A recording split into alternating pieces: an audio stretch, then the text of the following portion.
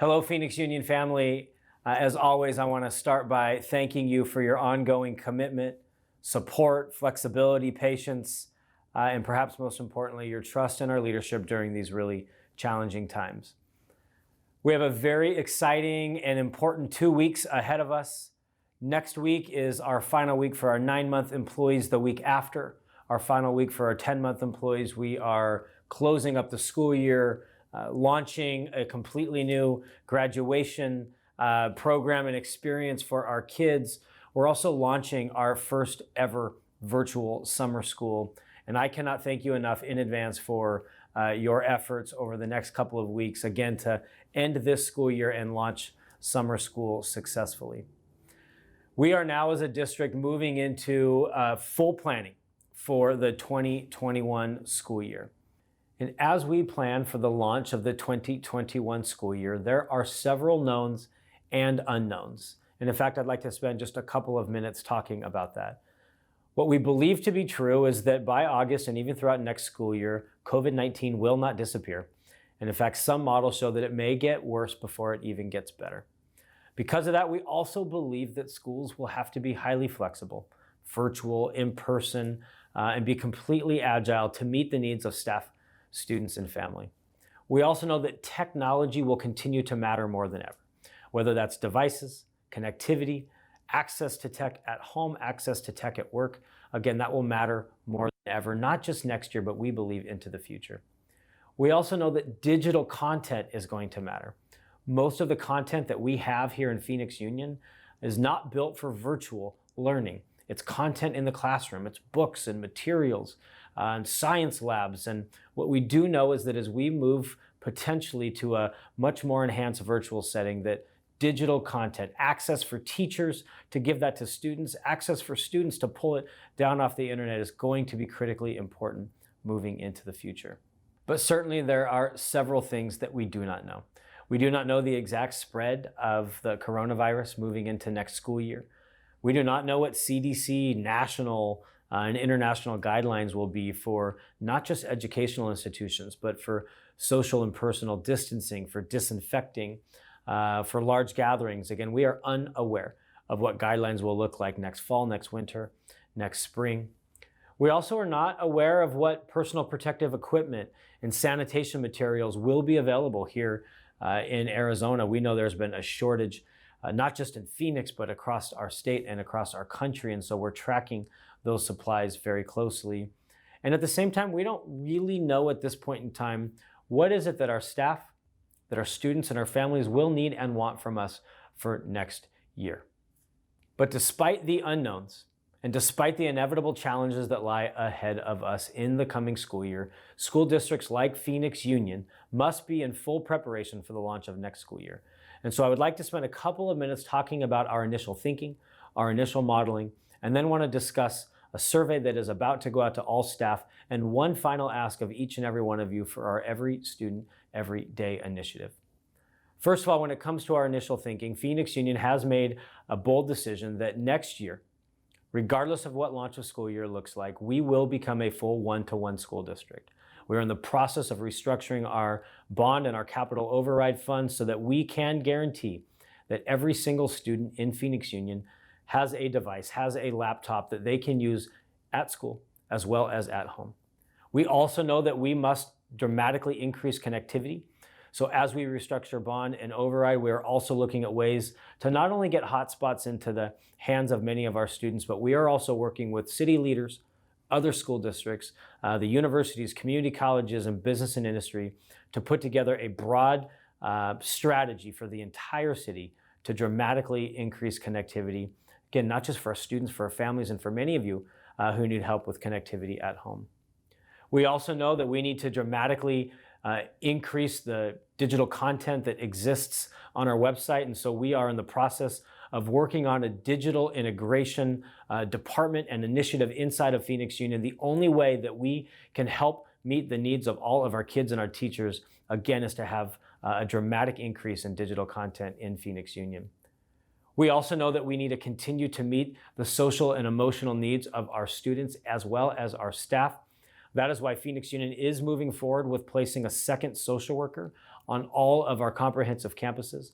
And that is also why at our last board meeting, Phoenix Union's governing board approved our first ever staff social worker position.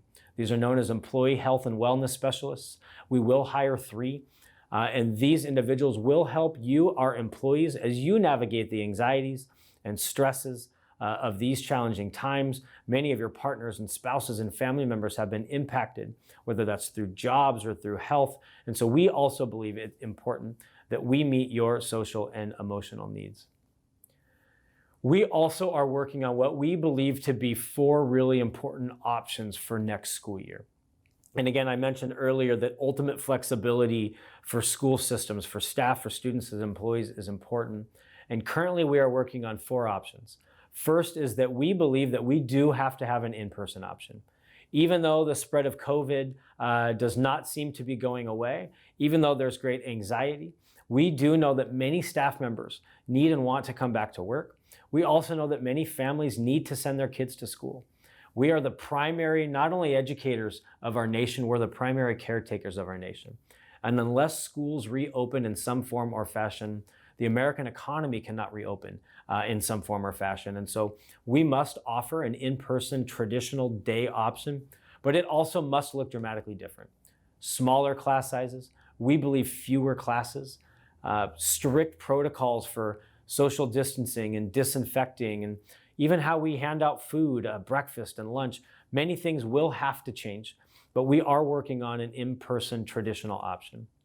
We also do believe, and already know this to be true, that a full virtual option will be critical. That a couple of years ago, we launched PXU Digital. It slowly grew to around 200, 300, close to 400 students.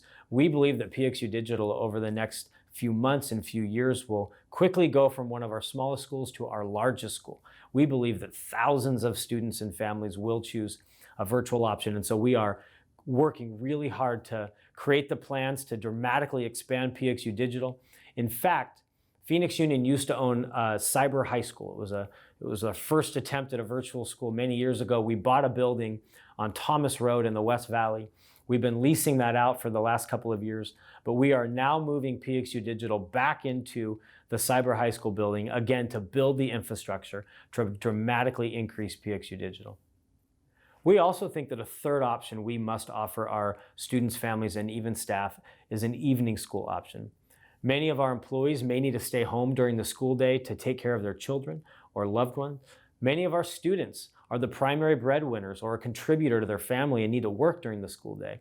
And so we are also working on a plan to open up evening schools all throughout the Valley, not at every single school, but regionally, again, to meet the needs of our staff, students, and families. And finally, the fourth model that we believe we need to offer is a hybrid model, a flexible model, where perhaps some students, families need an opportunity to take some classes in person, some classes online, maybe an opportunity to do internships and gain credit through work experience. And so we need to create also a highly flexible fourth hybrid option for our students and families and some of our staff, and more information on that to come.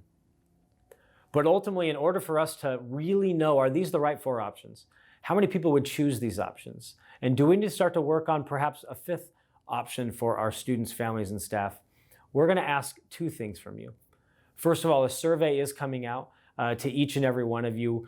We are asking all employees, all 3,000 to 4,000 of you, to take a few minutes to fill out a completely anonymous, about 10-minute survey that just lets us know what option might you choose. Put your preference in order. What are some things that you're thinking about, perhaps some anxieties? Again, all of this will just help us plan over the next 2.5 months to launch for the 2021 school year.